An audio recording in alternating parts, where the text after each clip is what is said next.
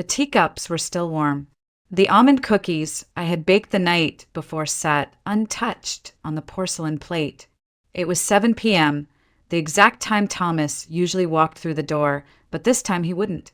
I stared at the front door for longer than I cared to admit, almost expecting to hear the sound of his key turning in the lock. But there was only silence, the kind of silence that settles into the bones when something is gone for good. My name is Vivian Carter, and for 15 years I believed I had the kind of marriage people envied. Thomas was calm, accomplished, the kind of man who always made a room feel more grounded the second he entered. He never raised his voice. He was never late. He brought me flowers on Sundays, wore crisp button-downs, and never let me worry about the mortgage. We didn't have children. Life just flowed, as if we were two puzzle pieces that simply clicked. But what I didn't know, what I was about to find out, was that puzzle had missing pieces. And one of them was hidden in a place I had never been allowed to go. Thomas died on a Thursday. They said it was a heart attack. I remember the doctor's face as he said it, kind, rehearsed, detached. Massive myocardial infarction, he said. He went quickly. I nodded like I understood, like it made any difference. But it didn't. Not when you've just lost the only person you thought truly knew you. The funeral was a blur of black clothing, polite condolences, and unfamiliar faces telling me how wonderful my husband had been. I clung to Claire, my best friend since college, who kept handing me water I didn't drink and food I couldn't swallow. It wasn't until my sister Rachel arrived, her perfume too sweet, her hug too long, that something shifted in me. "I'm so sorry, sis," she whispered, her voice just a bit too smooth. Thomas was like a brother to me. I wanted to believe her. I really did. But something in the way she looked at me, it wasn't grief. Later that evening, as she poured herself a drink in my kitchen, she said, "Hey, I know it's not the time, but Thomas loaned me money. I was hoping to get that settled, now that you're taken care of." I stared at her. "What money?" I asked. She blinked, then smiled like I was being silly. "Oh, I guess he never told you." Something inside me twisted. That night I couldn't sleep. I kept walking through our house, touching the furniture like it could tell me something. The bookshelves, the polished floors, the framed wedding photo that suddenly felt like it belonged to strangers. That's when I saw them, Thomas's keys, still sitting on the hallway table. I picked them up and there it was. The key I was never allowed to use. The one shaped differently than the others. The key to his garage. I had asked about it once. Years ago. "There's nothing interesting in there," he said, smiling. "Just tools. Grease. You wouldn't like it." I didn't press. I never pressed. That was our marriage. Easy, comfortable, and full of quiet spaces I wasn't supposed to enter. But now I had nothing to lose. The next morning, I drove out to the garage. It was in the old industrial district, behind a row of crumbling buildings with rusted roofs and weeds curling through cracked asphalt. Not exactly the kind of place you'd expect a man like Thomas to keep anything. But he came here once a week, every Thursday. Like clockwork. I never questioned it. The metal door was heavier than I expected. The key turned with a reluctant groan, and for a moment I stood there, afraid of what I might find on the other side. It smelled like dust and oil. I reached for the light switch, and then I froze. It wasn't a garage. It wasn't tools or boxes or car parts. It was a shrine to a life I never knew existed. I took a slow step inside. The fluorescent lights flickered to life overhead, casting a pale glow over the strangest room I had ever seen. The walls were covered, completely covered, in photographs, news clippings, hand-drawn charts, and travel maps. On one wall, dozens of printed photos were pinned in neat rows like some sort of obsessive collage. And every single one of them had Thomas in it, but not the Thomas the first knew. In these pictures, he wasn't wearing his usual tailored suits or polished demeanor. He looked different, relaxed. Worn jeans, casual shirts, messy hair. His face was softer, his posture less guarded. And in almost every photo, he was standing beside a woman. The same woman, She was beautiful, younger than me by at least 10 years, with dark hair and sharp, intelligent eyes. They were close, too close, her hand on his arm, his face turned toward her with a smile I hadn't seen in years. In one photo, they were at the beach, another in a ski lodge, then one at a candlelit dinner. There were timestamps handwritten on the back of some of them, 7 years ago, 5, 3, one from just a few months ago. August 2024. That one stopped me cold, because on that day I was at home cooking his favorite meal, waiting for him to return from a client meeting. And now I was looking at a photograph of him sitting beside this woman and a man in his early 30s. The three of them were smiling, like a family. There was a name scribbled faintly on the back in Thomas's handwriting. Isabel and Logan. August 2024. My knees buckled. I reached for the metal desk in the center of the room to steady myself. That's when I saw the papers. Files stacked high. Bank transfers, corporate records, letters from overseas firms, tax documents that didn't match anything I knew about his business. And in one folder, a medical report. My eyes scanned the header. Crescent Heart Institute. It was dated less than 2 months ago. I found Thomas's full name printed at the top, followed by a diagnosis I could barely pronounce: ischemic heart disease. Stage 3, risk of cardiac arrest, high. He knew he was dying. He knew, and instead of talking to me, instead of preparing me, instead of even hinting at the truth, he spent his last days building some secret world with another woman, another life, another child? Because that's what the young man in the photo had to be. Their son. My stomach turned. 15 years. 15 years I stood by him. And now, the man I buried wasn't my husband. Not really. He was a stranger. A stranger who had looked me in the eye the night before he died, handed me a velvet box with a sapphire necklace inside, kissed my cheek, and told me, "You're the only one for me." I staggered back toward the door. I couldn't breathe. My chest felt tight, my mind spinning. What was I supposed to do with this? Who even was I now? A widow, yes. But of whom? That's when I heard it. Footsteps. Soft. Hesitant. Like someone didn't want to be heard. I turned around fast, heart slamming against my ribs. And standing in the open doorway was the young man from the photo. Same dark hair. Same sharp jawline. Same intense, unreadable eyes. His voice was calm when he spoke, but my pulse pounded in my ears too loudly to really absorb the words at first. "Vivian Carter," he asked. I didn't answer. "I thought you might come here." "I'm Logan Myers," he said, stepping inside slowly. "Thomas Carter was my father." And just like that, the floor disappeared beneath me. I don't remember what I said first. Maybe nothing. Maybe I just stood there, gripping the edge of the desk like it was the only solid thing left in the world. Logan stepped forward, calm but cautious, like he knew this was fragile territory. I stared at him, not just seeing him, but searching. There was no doubt. His eyes, they were Thomas's. Same intense gaze. Same silence that said more than words ever could. You're really his son." I finally managed to whisper. "Yes," Logan replied without hesitation. "And I'm sorry. I never wanted you to find out like this." "How long did you know about me?" I asked, my voice barely above a breath. "My whole life," he said with no trace of apology. "He didn't tell me much, only that he was married, that you didn't know about me. He kept us very separate. My mother, Isabel, respected that. She never wanted to interfere. But after she passed away last year, things changed." Passed away. So now she was gone, too. Just like Thomas. I sat down in the dusty chair near the desk. My legs couldn't hold me up anymore. "Why are you here?" I asked. "Why today?" Logan reached into his backpack and pulled out a folded document yellowed at the edges. He held it out, and I hesitated before taking it.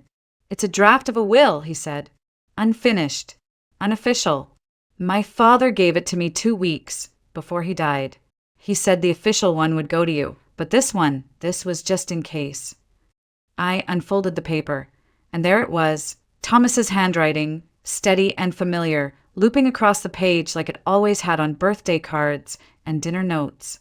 It wasn't notarized, just scribbled lines dividing assets. Mention of Logan. A reference to a company I'd never heard of, Mercury South Holdings. And one more thing, access to remaining documents secured in office vault. Code linked to personal item gifted to V. I froze. Personal item. Gifted to me. The necklace.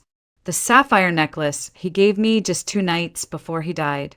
That wasn't just a gift. It was a key. I touched my collarbone instinctively, though the necklace wasn't there. I had left it at home, tucked in its box because it felt too heavy to wear. Now it felt even heavier. What is Mercury South Holdings? I asked, still scanning the document. Logan took a breath. One of his private firms. Not public. Not on paper. He used it to move money. Internationally. After my mom died, I started digging. There were transfers I couldn't trace, offshore accounts in my name I never opened. I think he was trying to secure something. For you. For me. For all of us. My mouth went dry. Why? Because he knew time was running out, Logan said quietly. And because he didn't trust the people he worked with. I looked up. What people?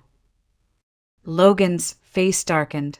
He never said names, only that if something happened to him, someone would come looking.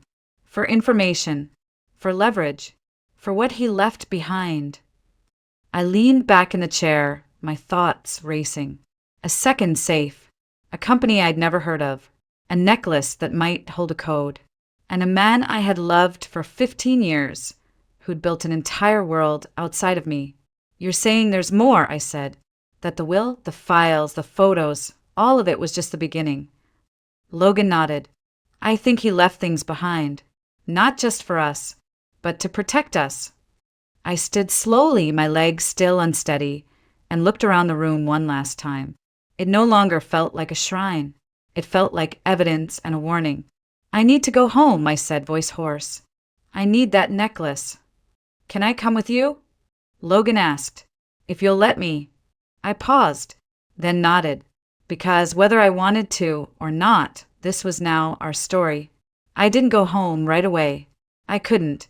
I needed space to think, to breathe. So I called Claire. Within 20 minutes, I was on her couch, hands wrapped around a mug of tea I wasn't drinking, the sapphire necklace sitting on the table between us like a live grenade. Claire didn't ask questions. She never did, not until I was ready. And when I finally told her everything about the garage, the photos, Logan, the will, she didn't say, I told you so. She just whispered, I'm so sorry, and reached for my hand. But I wasn't ready to cry. I wasn't ready to collapse. I needed answers. I needed someone to blame. So I drove to Rachel's condo. It was a newer building on the north end of town. One of those luxury developments with underground parking, coded gates, and concierge service. Strange, for someone who had always complained about money. As the elevator climbed, I could feel my anger rising with it. She opened the door barefoot, wearing silk pajamas and a glass of wine in one hand. Her makeup was perfect. Her hair styled like she was expecting company. Well, if it isn't my grieving sister, she said with a smug smile. Come to inspect the widow's inheritance. Cut the crap, Rachel, I snapped. We need to talk. I pushed past her into the living room, where a framed photograph caught my eye. It was her and Thomas, laughing, toasting champagne. The date, stamped in the corner, made my stomach flip. 5 years ago. What the hell is this? I demanded, pointing at the frame. Rachel sauntered over, taking a long sip of her wine. Oh, that? A company holiday party. You were too tired to come, remember? Thomas insisted I join him. She said it like it was nothing, like sharing champagne with my husband while I stayed home folding laundry was completely normal. We always got along so well, she added casually. I turned to face her fully. How well, exactly? Her smirk faltered. I know about Isabel, I said. I know about Logan, about the garage, the fake company, the will. I know everything. So if there's more, tell me now. Rachel's eyes narrowed. She walked over to her liquor cart, refilled her glass, and said softly, "Fine.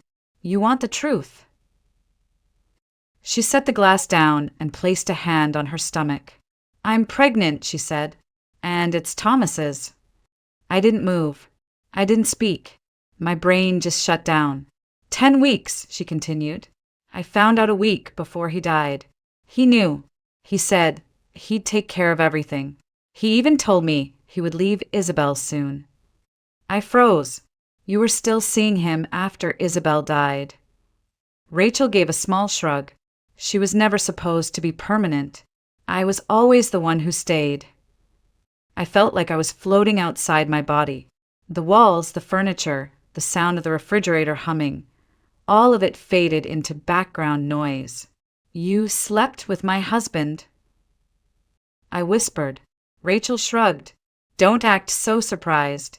You had your perfect little life, your perfect house, your perfect dinners at 7 o'clock. Meanwhile, I was struggling to pay rent, working dead-end jobs, listening to Mom compare us like I was some failed version of you. Then Thomas started showing up, offering help, listening." She looked up at me, eyes suddenly sharp. "You were his routine. I was his escape." The slap came before I realized I'd raised my hand.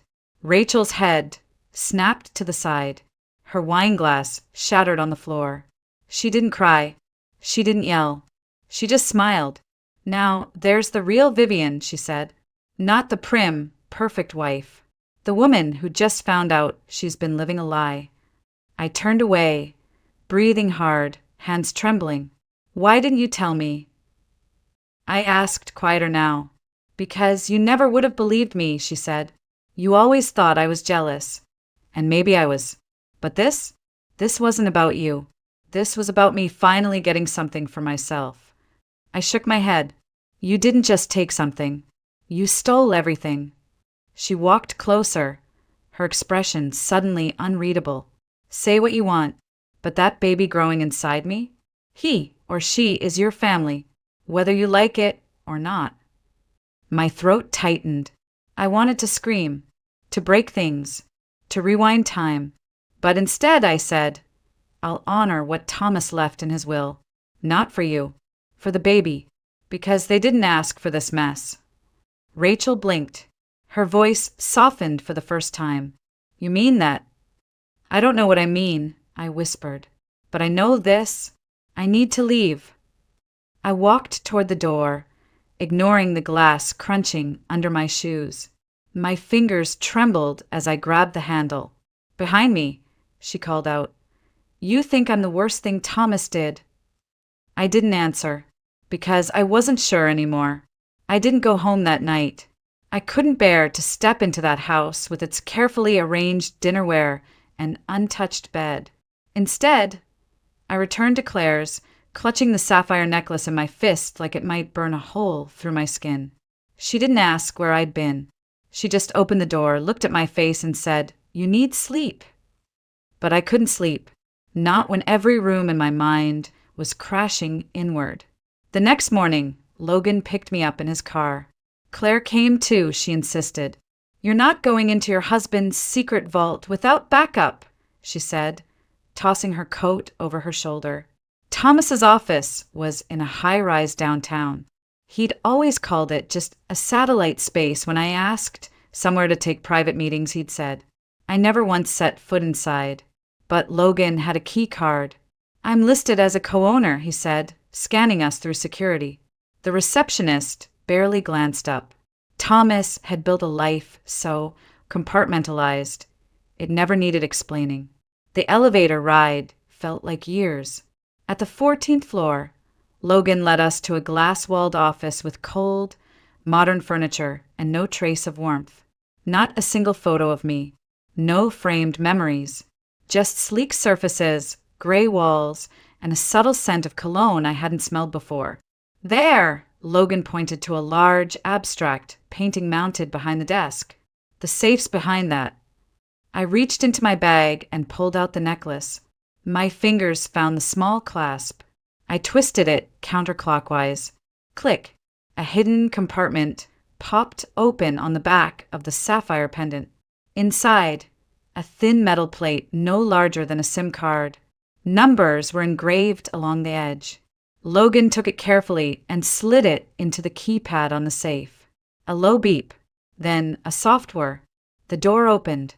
Inside were stacks of documents, a sleek black flash drive, a small wooden box, and a single silver key attached to a tag that read, Bank Safe Deposit Federal Trust. Logan pulled out the documents. Contracts, transfers, financial statements. Some of these names, they're international banks. He wasn't just hiding money, he was moving it. Offshore. Fast. I picked up the flash drive, but didn't plug it in. Not yet. Then I opened the small wooden box. It was a ring. A simple gold band with a small diamond. My breath caught in my throat. It wasn't mine. Inside the band, an inscription. And always. Not V. Not me. N for Isabel. Jesus, Claire whispered beside me. Logan looked away, jaw tight. He bought her a ring, I said, my voice barely audible. He was going to propose. Or maybe he already had. I couldn't move, couldn't speak, couldn't cry, because there in the cold silence of my dead husband's office, I realized the truth I hadn't dared name. He loved her. He might have loved me too in his own way. But her? She got the part of him that was real, the part that smiled in photographs, that vacationed, that laughed. And the rest? The rest was a performance. A polished husband with dinner at 7 o'clock, roses on Sundays, and a safe full of secrets. Then Logan handed me a letter, folded neatly, my name on the front. I unfolded it with shaking hands. Vivian, if you're reading this, it means I'm gone. I'm sorry. I never had the courage to tell you the truth, to say out loud what I should have said years ago. I was selfish. I built 2 lives because I couldn't give up either. And in the end, it cost me everything. I loved you. I know that sounds empty now. Maybe it always was. But I did, in the only way I knew how. I wanted you to have peace, to be safe. That's why I left you the papers, the access, the truth. Use them how you see fit. Burn them, bury them, or expose it all. It's your choice now. Forgive me if you can. If not, I understand. Thomas. I stared at the page until the words blurred. Then I passed it to Claire. She read it silently, then handed it to Logan. He didn't say anything. None of us did, because what was there to say? The man we'd all thought we knew had shattered like glass, and all we could do now was decide what to do with the shards. We left the office in silence, the kind of silence that doesn't come from peace, but from the absence of anything left to say. Claire drove. Logan sat beside me, and I stared out the window watching Charleston blur into a palette of autumn gray. My dead husband had lived a life I never touched. Now we were holding the pieces of it in our hands, and we didn't know who else was watching. That night, as I tried to sleep on Claire's pull-out couch, my phone rang. Unknown number. Vivian Carter, a man's voice said. Yes, I answered, already on edge. This is Gordon Blake. I was a business associate of your husband's. My stomach dropped. I believe you have something that belongs to me. I don't know what you're talking about. Yes, you do, he said, calm as still water. The documents from the safe. Some of them concern international transfers, accounts I helped set up. I suggest we meet. I'm not meeting anyone.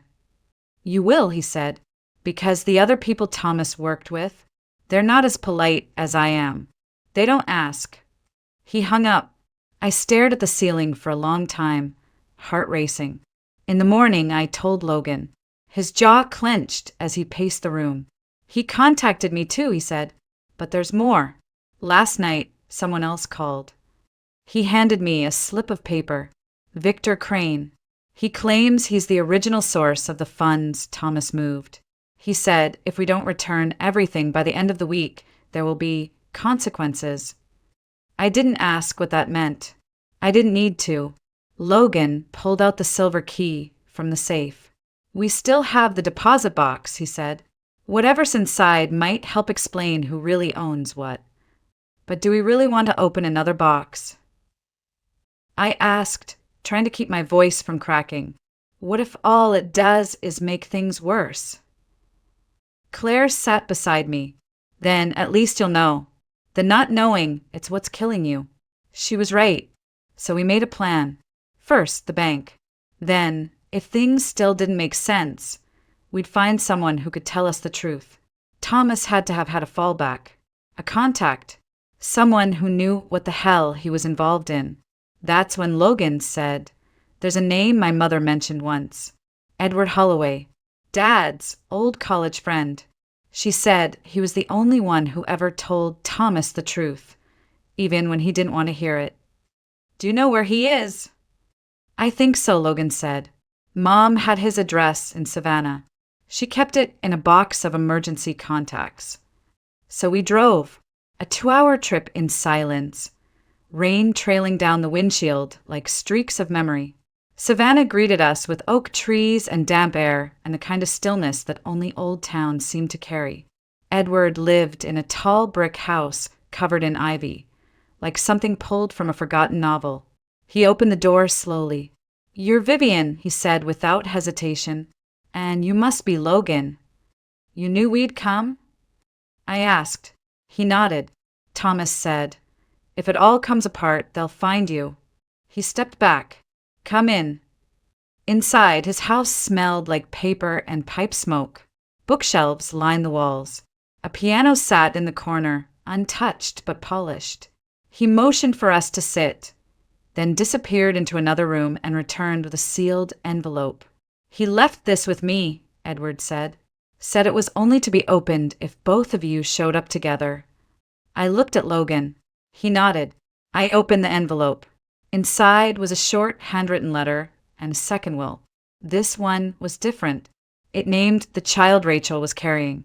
It assigned 25% of Thomas's private savings, offshore unspecified, to the child once they turned 21.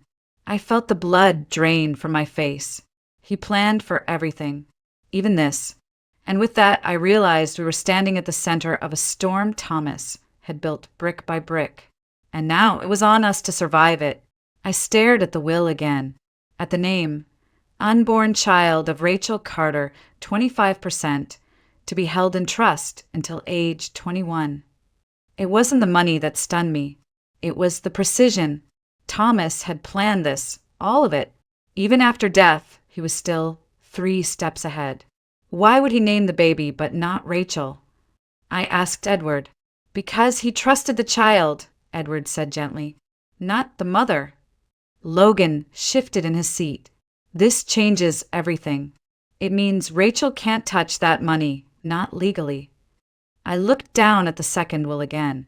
"And if she tries?" Edward nodded toward the flash drive. "Then you use that. From what Thomas told me, it contains detailed records of every transfer, every partner, every crime they committed to build this thing. If they push you, you push back." Claire exhaled beside me. "You have leverage." For the first time since Thomas died, I didn't feel small.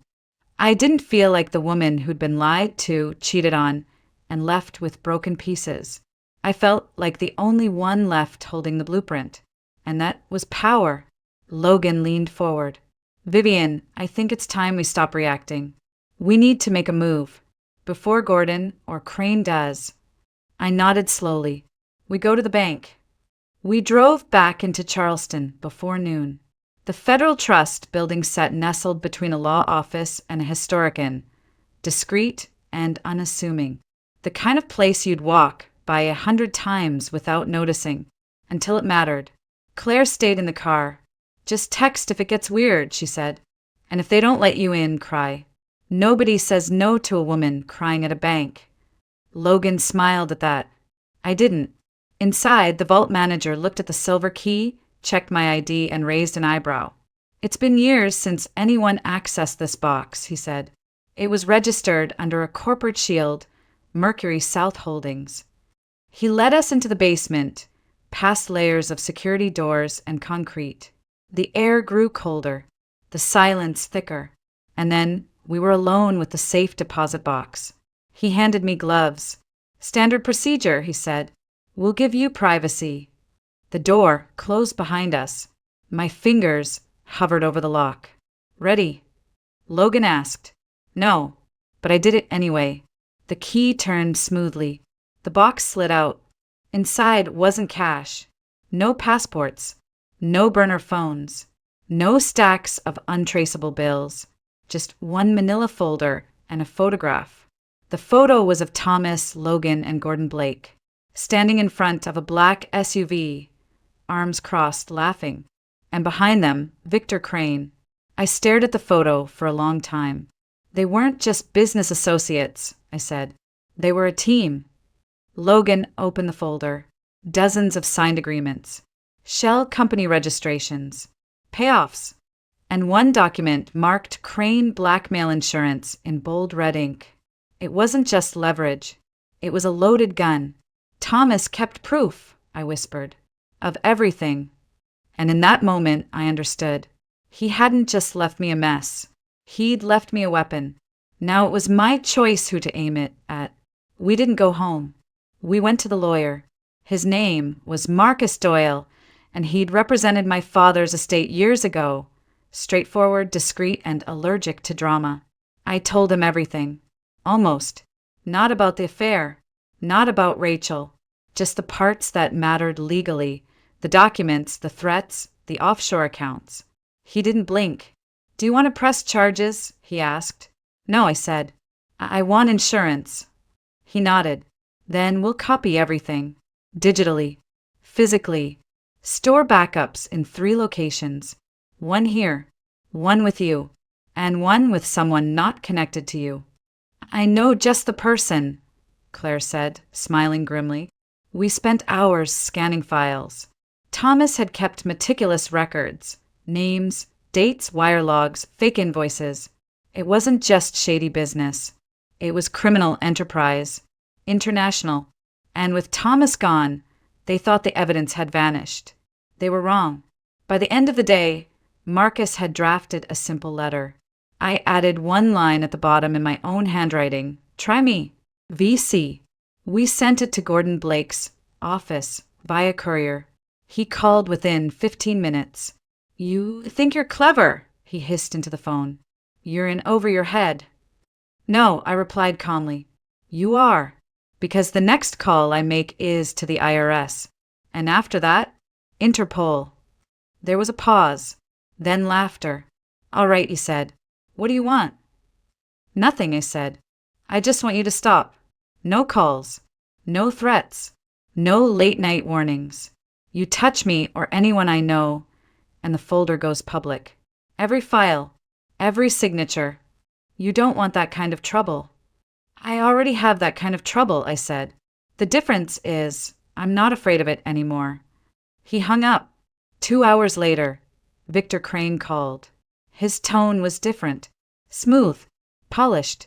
Like a man used to charming his way through locked doors. "Vivian," he said, like we were old friends. "I've heard about your discoveries. I think we're starting off on the wrong foot." "There is no foot," I said. "Just your signature on a dozen illegal transfers." He laughed softly. "All hypothetical, of course." I let the silence stretch. Then I said, "I know you think you can handle this, but here's the thing, Mr. Crane. I have no reputation to lose, no company to protect. I have nothing left of the life I knew, and that makes me very, very dangerous." That shut him up. I ended the call. Logan and I sat on Claire's porch that night, the flash drive in his pocket, a copy of the folder buried in the planter box behind us. Paranoid? Maybe. But when you've been lied to by the person you trusted most, paranoia starts to feel like survival. "I didn't know he was capable of all this," Logan said quietly. "My mom, she always said he was complicated, but I thought she meant sad, not corrupt." "He was both," I said, "and maybe more." I stared up at the stars, cold and steady above us. "We're not done yet," I said. "There's one more thing we haven't opened." Logan frowned. "What?" "The flash drive." The flash drive was small, black, unmarked, like it had nothing to say unless you asked the right way. We didn't open it that night, or the next morning. It took me 2 days. 2 days of preparing myself for whatever truth was still waiting. 2 days of rehearsing my reactions, as if practicing would make betrayal feel any less sharp. Logan sat beside me on the couch. Claire brought tea again. No one said a word as I plugged it in. A single folder appeared. For Vivian inside, one video file, dated just 10 days before Thomas's death. My fingers hovered, then clicked. The screen went black, then flickered to life. Thomas, not the one I'd seen in wedding photos or seated across from me at dinner. This Thomas looked hollow, eyes tired, shirt wrinkled, like he hadn't slept in weeks. He leaned forward. "Vivian," he said, "if you're watching this, it means I didn't make it. Or maybe I ran out of time." He sighed and rubbed his face. "There's no easy way to say this, so I'll just say it. You were never the one I needed to hide things from. You were the one I wanted to protect. But I waited too long, and now everything's closing in." He paused. "There's someone you need to be careful with. Someone you trust more than you should." My heart slowed. He looked straight into the camera. "It's Rachel." The room went still. She wasn't just someone I slipped up with. It wasn't that simple. She planned this from the beginning. The pregnancy wasn't an accident. The night I told her I couldn't keep doing this, she changed. Said if I left her, she'd go public. With the money, with the shell accounts, with everything I'd buried to keep you safe. He leaned closer. "I think she killed Isabel." My mouth went dry. "I can't prove it," Thomas said, but the timing was too perfect. Isabel had just packed her bags, told me she booked a one-way flight to Lisbon. Then the car crash. Single vehicle. No witnesses. The brakes failed, they said, but she had the car serviced the day before. He looked into the camera, his voice trembling. Rachel knew she was pregnant. Isabel didn't. That's what changed everything. An accident, they said. No foul play. But Rachel knew she was pregnant, and Isabel didn't. Claire covered her mouth. Logan's fists clenched. "I tried to make it right," Thomas said. "I moved the money, created backups, made sure that if something happened to me, you would have the power. I'm sorry it took this much damage for me to finally do the right thing." He looked away, then back again. "I was weak, but you're not. And if you want to walk away from all of this, do it. Take what's yours and leave them in the dust. But if you don't, if you decide to fight back, don't do it alone." The screen froze, then cut to black. I sat there, unmoving, for what felt like hours. He knew. He knew what Rachel was capable of. He knew what was coming. And still, he tried to control the narrative even in death. Maybe out of guilt, maybe out of fear. But now he'd handed me the truth. And it was time to decide what to do with it. Rachel didn't know I'd seen the video. Not when I invited her to brunch. Not when I hugged her at the door, said how much I missed her, how we should talk like real sisters again. She smiled like a woman who thought she'd won. She wore a pale blue dress that hugged her belly just right. "He kicks when I drink orange juice," she said with a laugh, rubbing her hand over the bump. I smiled too, but my eyes didn't. We sat on the porch of Claire's house. Logan stayed inside. Claire poured sweet tea and left us alone. "I'm glad you reached out," Rachel said, folding her hands neatly on her lap. "I was worried you were angry." "Why would I be angry?" I asked softly. "Because my husband was sleeping with my sister? Or because he left you part of the inheritance?" Rachel blinked. That was the first crack. She shifted in her seat. "Vivian, this is hard for both of us." Thomas was confused, torn. "But he loved you." "No," I interrupted. "He didn't love me. He pitied me." Rachel flinched. I leaned forward. And he feared you. Her face stilled. I placed the flash drive between us. Rachel's lips parted, just slightly. I know about the accounts, the manipulation. I know he was planning to leave you. And I know about Isabel. She didn't blink, didn't move, just said, "You can't prove anything." "You're right," I replied. "But I don't have to." She frowned. I stood up. "Because I'm not going to court. I'm not going to press charges. I'm not going to fight for some half-baked justice system to fix this." I looked her straight in the eye. "I'm going to walk away and leave you here with everything you thought you wanted. The money, the child, the lies." Rachel stood up too. "You think that scares me?"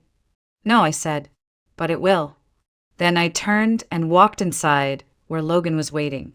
Later that afternoon, I met with Marcus Doyle again, handed him the flash drive, a signed affidavit, and one instruction. "If anything happens to me, it goes to the press. All of it." Then I went home, to the house I once shared with Thomas. It was quiet now. Still, I walked through each room, touching the backs of chairs, the door frames, the cracks in the floorboard we never got around to fixing.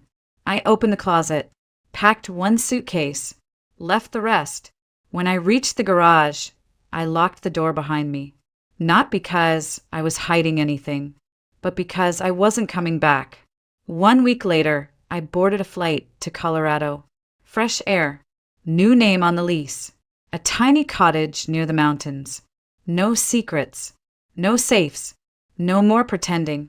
Just me, Vivian Carter, widow, survivor, not the woman who was lied to, but the one who turned silence into power.